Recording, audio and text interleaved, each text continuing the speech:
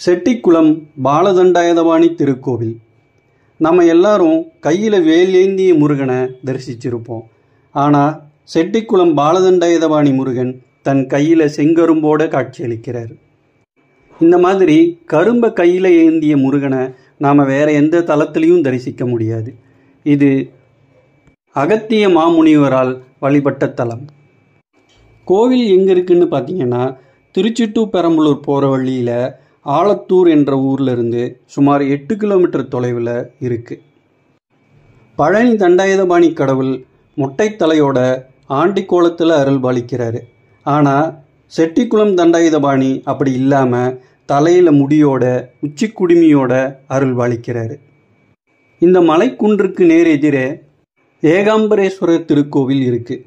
முருகப்பெருமான் தன் தாய் தந்தரை பார்த்தவாறு நமக்கு அருள் பாலிக்கிறதா ஐதீகம். இந்த 2 கோவிலும் பராந்தக சோழன் காலத்தில் குலசேகர பாண்டிய மன்னனால் கட்டப்பட்டிருக்கு. முருகப்பெருமான் அசுரர்களை சூரசம்ஹாரம் செய்து வெற்றி பெற்றதால் பார்வதி தேவி பெருமையும் மகிழ்ச்சியும் அடைஞ்சு தன் கையில் இருந்த செங்கரும்பை முருகப்பெருமானுக்கு பரிசாக அளித்தாரு அப்படின்றது இந்த தல புராணம். அதனால் ஏகாம்பரேஸ்வரர் ஆலயத்தில் இருக்கிற காமாட்சி அம்மன் தன் கையில் கரும்பு இல்லாமல் நமக்கு காட்சி தராங்க.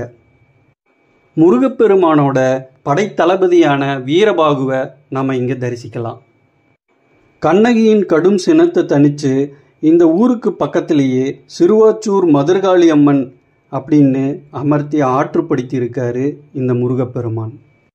இந்த மலை மேலே தேனருவி அப்படின்ற சுனை இருக்குது. இங்கே தல விருட்சமாக சிவனுக்கு உகந்த வில்வமரம் இருக்குது.